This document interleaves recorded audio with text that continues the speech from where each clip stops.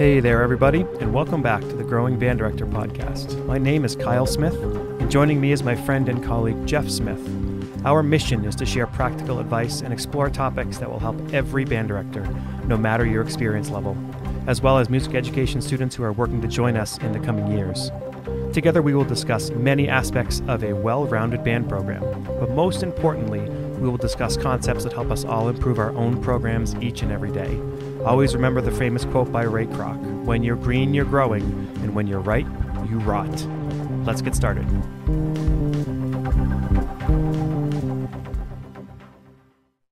Okay, welcome back everybody to the Growing Band Director. This is part 2 of the Rural Band Director Keys to Success in Building a Rural Band Program, here with Jeff Smith and Scott Kroll. If you haven't checked out part 1, please do that. Scott, could we do a quick recap on how we ended the last segment? You were talking about arranging for your band and how to select music that's appropriate for your band. Could you give us a quick highlight of what you just mentioned at the end of the last one? Well, I'm looking for technical issues. Yeah. And part of that is just knowing my group and the fact that I have so many usually we have so many different skill levels when you're combining grades, like what you do in high school. Now, at this point, we're all pretty much at the same level, right? Just because of what the issues were coming in. But I'm looking for those technical issues. What can they do?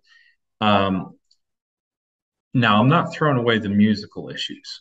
I want dynamics. I want I want a dynamic curve to the music. I want them to learn that too. But first and foremost, we have to get over those technical hurdles, and that's specifically what I'm looking for. Yeah. Okay, so we're gonna dig into what you sent me as your 3 keys to success. Let's start with eliminate barriers. Right. So to eliminate barriers, what are we talking about there? What do we mean? Money. When you're dealing with a rural school and you're dealing with high poverty, a $300 band fee is just not going to cut it. And it's not an issue of they just don't want to pay it. They can't. Right. And so I have been very, very fortunate at the school I'm at right now. The school board gave me $85,000 for new instruments, which is the first time in any school that's ever happened for me. But that takes away the barrier of a kid having to buy a horn who can't afford that horn. Yep. And now we've put them on an instrument where they're not fighting an old horn. It's very difficult when you don't know if it's the kid or the horn that's causing the issue. Yeah. So you get all new instruments. You've taken a huge barrier out of the way of these kids. I'll just throw something in real quick. If anybody is looking for, we all get to that point where we get new instruments, but then we have all these old instruments that are like taking up room in our band room. Mm-hmm. Jeff and I both have a really great contact that works nationwide who will actually come take instruments from you and trade in for other instruments and things like that. If anybody's looking forward to get rid of stuff and get credit for it, to get some stuff you can actually use. Anybody can reach out to us and we'd be happy to put you in contact with him. But okay, so barriers, money-wise. You got that big amount of money. So what'd you buy with it? We bought new trombones, we bought new euphoniums, we bought new clarinets, new trumpets, new flutes. Student models mainly? I would no, I kind of step up models. Right. I went for step up models because originally I wanted to go all Yamaha because I really like Yamaha. They sound great and they're built like tanks. Mm-hmm. But because of COVID, a lot of the manufacturers are just behind. So I'm not, I wasn't able to get all Yamaha like I would like, but I wanted instruments that will keep up with their growth through the program. I wanted them to have an instrument that when they're a senior still sounds great. May I interrupt for a minute? Sure. As you got these instruments, did you get the stock mouthpieces that came with them, or did you have the dealers boost up the mouthpieces and reeds as well? Well, yes, I did get the stock mouthpieces, but I did buy a bunch of mouthpieces. I'd rather have the real thing than a poorly made clone. Right. So yeah, and I stocked up on reeds, and yes, yeah, I did all that as part of the purchase. Do they pay for the reeds, or do they come and get them from you? They come and get them from me. They come and get them from me, and I will say that they have been pretty good on the reed front. I don't have the same kid coming to me every other day trying to get a reed out of me. So they've been pretty good now, and we've gone over instrument care quite a bit, even before we got the new ones, because I wanted them to know how to care for their instrument before we got the new ones in there. Mhm. Um, and I mean, there was not a swab to be found for my clarinets at all. So now we've got swabs and we've got everything that we need. And I had to hold up a swab to the band and say, if you see one of these on the floor, do not pick it up, because they'd never seen one. They didn't know what a swab was. So Jeff, can you remind me? I got to buy some swabs. It just reminds you got we got to buy swabs. Um, have they talked to you about money that you might have year over year? well, this money they put aside for me was part of the budget. So now I don't know next year what the budget is going to look like after what we've done this year. I mean, we're getting new saxophones too. We're getting an entire new drum line, which we need desperately. Um, the drums will probably be the last thing we get, though. Yeah. I mean, we've paid for them, but drum manufacturing is way behind at this point. Mhm. So I don't know what the budget's going to look like for next year, because I mean it's a lot of money that they've put forth this year, Right. and incidentals too. I mean, between school and the game, they buy us pizza every week so those kids can have a meal before we Wow. go. Yeah, That's and one. and it hasn't been hard, and my principal on many of occasions will just text me or call me and say, "What can I do to help you out?" And that is the kind of administrator that you want right there. Yep. Now, do you have mallet instruments, or is that going to be in future years? That'll be future years. We do have we have a marimba and a xylophone that we can use right now. We've got a couple of those little glockenspiels that come with a snare kit Mhm. that we can use. We have a nice set of tubular bells, thank the Lord. So that's something we're not going to have to buy. But we do have enough to start teaching the percussion how to do the mounts. And I was very fortunate too. We have some very fine Yamaha timpani that were in the back room that I dug out, and they're older, but they're in great working order. They play great, and the heads are still good. So I've you When do know you we, when do you transition to concert band?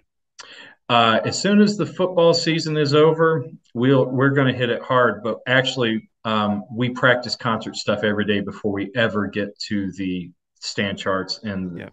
you know, Good.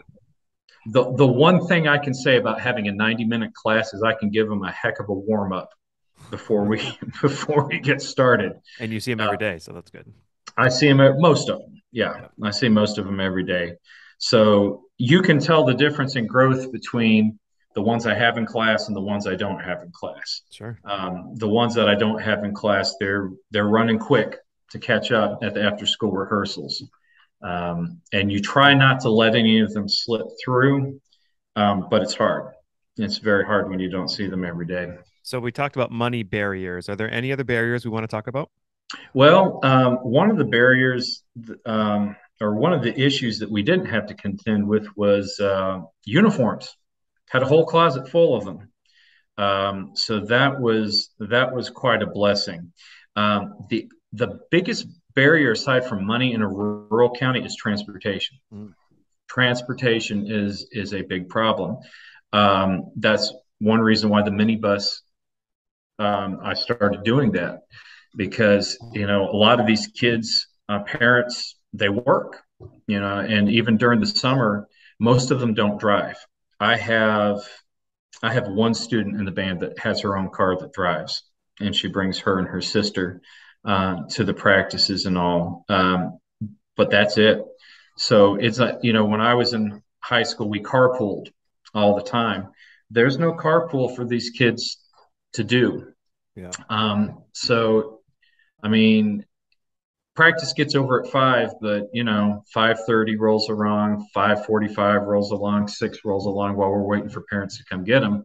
And it's not that mom and dad forgot. Mom and dad had to get off work, and they may work in Tyson, they may work someplace else, but they're it's paycheck to paycheck. Can I ask So two questions? sure. As a rural community, are you a farming community? There is quite a bit of farming. There is quite a bit of farming. We have peanut, we have cotton. In fact, this is the time of the year you can smell the defoliant that the crop duster spreads on the cotton to get it to bloom. But yeah, right now is harvesting time for all that. And in the past, I have had a lot of kids who worked on the family farm. Um, so, when it came, fall, they were bringing in all the crops. And so a lot of kids were getting done with my rehearsal and then heading on to the farm to go catch Right. up on chores. We had, at one school, we had a tractor day. I had students that weren't even old enough to drive a car driving a $250,000 combine to the high school for tractor day. That's That awesome. that was an eye opener for me. Yeah. Yeah. So my second question is, you're talking about barriers, and I think you've accomplished one barrier real well, and that's scheduling, where you have band block 1, 2, 3, and you have prep 4. But that's Yeah. the first half of the year. What's your block schedule the second half of the year for you? We're working on that right now. So that is, I am hoping, and this is best of all worlds, that I can get a woodwind class, a brass class, and a percussion class in those 3 blocks. But when you're only dealing with four blocks, it's hard to get everyone where you need them to get because they still have to make all these requirements to graduate. But we are hammering that out right now. Though I feel confident that my admin and my guidance counselors will be accommodating and try to help me out in any way they can. So So can I make a suggestion? sure. Your district is going to use block scheduling. So one of my colleagues has a block schedule as well. But the way his block goes, Monday is block 1, 2, 3, 4. Tuesday is block 5, 6, 7, 8. Then it goes 1, 2, 3, 4, 5, 6, 7, 8. 1, 2, 3, 4, 5, 6, 7, 8. So he gets the 90-minute band rehearsal every other day, all year long. Yeah. And there doesn't have to be other accommodations made by the administration to do so. And since your administration seems so open, maybe for next year they would consider doing that split block doing, and plus you're doing mods within the block anyway, so you've got the mod going at the same time. Well, in this is the first year they've done the block, so I came in at the same time. So they're learning it too. As we're going through it, we're all kind of learning it together. And I'm sure that's things we can bring into the discussion. That was how it was at my high school, when we went to block scheduling, we had A/B days. And Right. when I taught at the middle school in Albany, we had A/B days, and then Friday rotated depending on the week. Yeah. Okay, so we talked a lot about barriers and things we can do for that. Your second piece, we were talking about, it's really important that you become visible as quickly as possible in a positive manner. And back in part one of our discussion, you talked about being heroes coming onto the football field and being able to field the band, right? Is that what Hey, you're referring to? well, that's one of the ways. Yeah. And that was quite an eye opener for me. The band in the past had been a very big part of the school. I have a shelf full of trophies in there from the 90s that attest to that fact. So when we were bringing in the band for the first time into the stadium for the first game, and I had people shaking my hand and thanking me, and I'm like, man, we haven't played a note yet, but these folks are excited to see us. We better be good now. So yeah, the community really was watching us, and even though we weren't doing, we weren't putting DCI on the field. we were putting music on the field. And that was a big, big push for us. Because it's not just your usual football fans. The board members are there, the superintendent is there, and my principal had been building up what we were going to do. And I will tell you, I was sweating bullets on some of it, trying to make it happen. But that first game, and that's what I was telling you earlier, like, man, can I fix 10 years of problems in 3 months? So that first game really, that was the make or break moment for what we were going to do there. And we had people behind us before we even hit a note. That's awesome. And we played that first halftime, and my superintendent came up and told me I did a good job. My principal did. I had other folks from the faculty calling me. So yeah, that visibility is so important. But being visible to your admin is very important. Because we talked about earlier, a lot of admins don't understand what we do, because a lot of what we do is behind closed doors. Do they know what we're doing when we rehearse a band, what we're looking for? So yeah, it was so important. That was one thing with the minibus too. That was a really tangible item that they could see going every day. And plus, there's a lot of people in the admin that I had to go through to get that minibus. So they knew things were going on. But getting out there and playing for the crowd, that's the most important thing. That first home game, we had a game before that where it monsooned on us, so we we didn't get out there quite like we'd wanted to. But that first home game was a real great experience there for me and for the kids. So how else can we be visible in addition to that? What are some other ways? Well, I'll tell you, when you're in a rural county, if you like personal anonymity, you can forget it, because everybody knows who you are when you're the band director. Everybody knows who you are when you're the football coach. Everybody knows who you are. So it's not a bad idea to get out there in the community and make connections. I'm a Freemason, and one thing that I do as a Mason is we do Masonic funerals.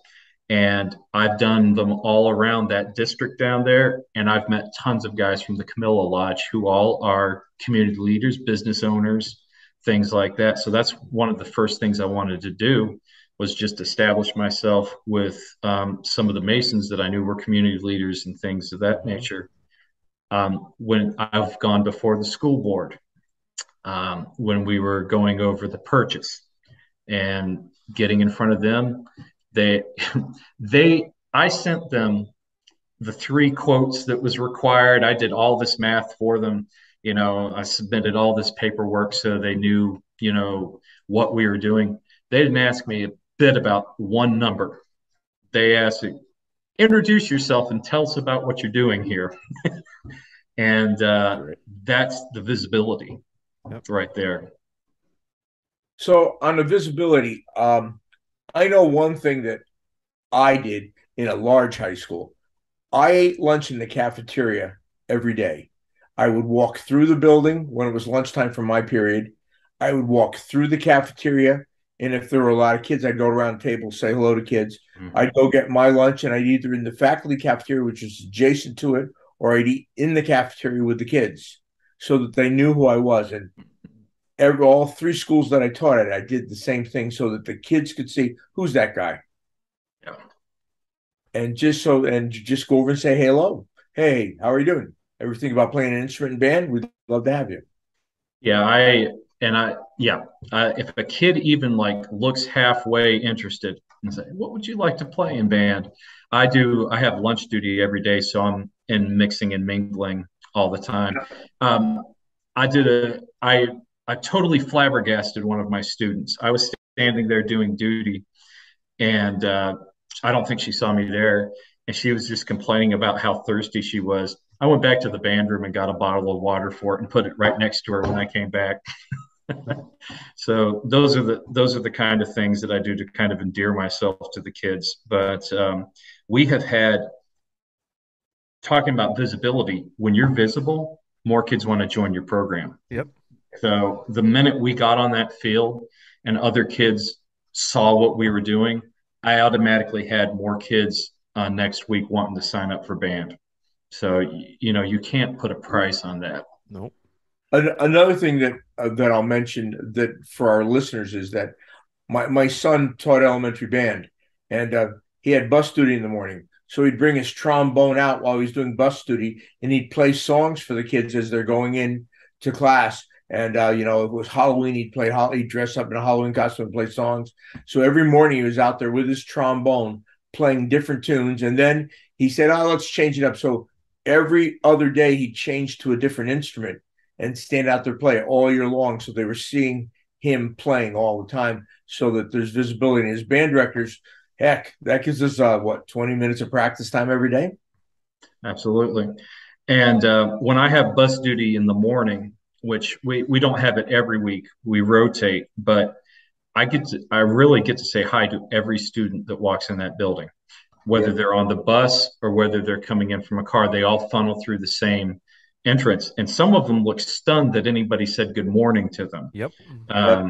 And so I hope that before we get done with the school year, that they're used to the fact that I'm going to say good morning to them, and they know that I care enough about them to do that. And the football team, when we have a game that day, good luck. Hope you have a good game tonight. Every single one of them that comes through the door. And my football coach has been much appreciative of what we've been doing out there, because we're out there to support them 100%. And I always tell my band, I said, we're going to put 7 points up on the board tonight. That's right. So being in your coach's good graces is never a bad thing. For sure. So we've talked about eliminating barriers. We've talked about being visible. And the third key you were talking about was mobilizing the support in your rural community. And you've already mentioned a number of ways why people are supporting you already. Let's delve into that a little bit more. Well, they wanted the band back. Yeah. And it wasn't just the school. What's been happening with a lot of schools in our area, and especially these rural ones where we're dealing with high poverty, is they've been taking programs away, and they've been doing more remediation on testing, and it really hasn't helped anything. It wasn't, bringing up the test scores. So a lot of these communities are going, maybe we need to bring some of this stuff back that gave these kids a reason to come to school. You think? And we have a huge CTAE department at our school. What does that mean? Career technical, automotive, and they have a class that does embroidery, does T-shirts, everything that we get. The shirt that I'm wearing right now is our band shirt. They make in house, so we get it at cost. It was not just the people in the school that wanted it back; it was the community that wanted it back, because a lot of these folks in this community were in the band when it was Mitchell Baker High School, and they were going to Macy's, and they were doing all those things. So it is another. You've got to make sure the community knows that you're there for the right reasons too. Yep. And every one of them's those kids. I learned that the hard way when I started teaching. Coming from college where I was a big fish, I was the concert master and all this good stuff, didn't matter when I got to Sylvester, Georgia. Right. And it took me a while to figure out I needed to shave some rough ends off my ego, and that I need to be there for the kids. So you've got to convince that community that you're there for the right reasons. And that visibility thing too, they know when they see what you're doing, they know they're getting their money's worth out of you, and then some usually. I also Um, find there's a big part of being a parent too, being a parent and being a band director. You have that human side at home with kids. So yeah. then I don't know, I mentioned in a past podcast how I feel like now I see kids and I see them as somebody else's child rather than just a student of mine. Right. So you're traveling a long distance and you're invested in Mhm. this other community than you're living in. How do you balance that family life with the program? Well, and to bring in another aspect to it, my daughter is a senior in high school, and my son is a ninth grader. So what I'm dealing with during the day is pretty much what I'm dealing with when I get back to the house too. So it's that work life balance thing. I've been fortunate that my principal's been accommodating for things like that. When my daughter's had a senior night, I've I've gone, I've been able to go and maybe get off work a little early so I could go make her senior night. They've been great about that. Um, I you know I want to let the kids know that I care about them, and the way I care about them is to show them how to do it right, Mm-hmm. Good. how to do it correctly. It's not about me giving them what they want at whatever particular moment they want it. It's about learning how to be the band and learning how to do it right. And I guess the parental aspects come into that a lot. Um, I'm not I'm not good at being their friend. I never have been. I'm more of an I'm more of authoritative figure. Um, so yeah, it's definitely helped that I have teenagers at the house, but actually it's kind of the reverse. I've been dealing with teenagers since I started teaching. So when my two came along, there wasn't a whole lot about what they were doing that shocked me, much to their chagrin. So, oh, yeah, I've seen that before. Yeah. Um, and I want their parents to know that I care about these kids. Um, I, you know, I don't like refereeing when they have mess between each other. That's generally when I bring in the counselors. One of them, for some reason, has decided to start calling me Uncle Kroll. I don't know if that's how all of them see me. I guess I can live with that if it is. But and the other thing I tell them is this is your band room. This is home base. If you need something, I'm on your side. I'm going to help you absolutely to the full extent of what I can do. Now, it might not end up being what you wanted, but I'm going to do everything I can to help do what's in the best interest for you.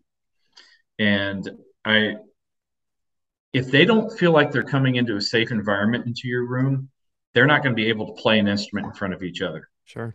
because they're already self-conscious. Sure. They're already self-conscious. So we don't laugh, we don't snicker, we create an environment where I don't yell. I don't yell. I gave that up. Um, and we don't yell. We don't do things. If we're outside working on drill and I have to call to somebody across the field, that's a different thing. But in the classroom, we don't yell. I don't do that. Yeah. I used to, I used to, but it's counterproductive. Sure And is. it's bad for my blood pressure. And some of the kids enjoy it when you do that anyway. That's right. They're there for So the show. yeah, they're there for the show. So we don't do that. I want to create a safe environment for every kid in there where every kid feels valued from the minute they walk into my door to the minute they walk out the door. And I want them to know that I'm on their side and I'm going to help them. Um, and but they also got to know there's consequences for what they do, Sure. and that's just learning to be part of the band. I haven't written up a kid probably 8 years. We handle all the discipline within the band itself. Right. Right. Writing up a kid is a waste of time because they're not learning anything when they're in ISS because they can't really take their horn in there and practice their scales. Yeah. And then it hurts the band because they're not there. So it's counterproductive to what you need to do. I want to find a positive intervention. I don't want to write a kid up. I don't want to suspend a kid. Now, I've had plenty of kids that got themselves suspended in other classes. Yeah. But I can't fix that. Well, I'll say, I've really appreciated meeting you. Is it all right if people want to reach out to you and don't know you, if I send them your email, if they reach out to me and ask to get in touch with you? Absolutely. I'd love to hear from everybody. I think one of the greatest things about Facebook is just being able to connect with other folks in the profession. Absolutely. I'd love to hear from anybody. Congratulations on doing such a great job, and best wishes for even greater success in the future. Well, I appreciate it. Keep up the work. Oh, I love what you're doing with this podcast. I think it's great. Well, I was stunned when you were asking about future topics, and I put that topic up, and I think you got back to me within 2 days. Like, oh, wasn't expecting that. Well, it's funny. Like, band directors who are not good communicators tend to not be as good of a band director, right? I mean, not that you have to get back somebody right away, but if you're a trained band director, it's hard to not get back to people. So I'm glad that made an impression on you. Absolutely. That was fantastic. Great. Well, until next time, everybody, thanks a lot, Scott, for being here. We need to stay in touch. Jeff, nice to see you. Good to see you. See you again soon. Okay. Be well, everybody. We sincerely appreciate you taking your valuable time and listening to the Growing Band Director podcast. Your students are very lucky to have a band director like you. If you have any suggestions for episode topics or think you have an area of expertise to share on a show with us, please reach out. If you enjoyed this episode, don't forget to subscribe. And if you want to help spread the word, please give us a 5-star review and tell your band director friends to subscribe as well. We're available on Apple Podcasts, Spotify, our YouTube channel, and wherever you listen to podcasts. Thanks for listening to The Growing Band Director. See you next week.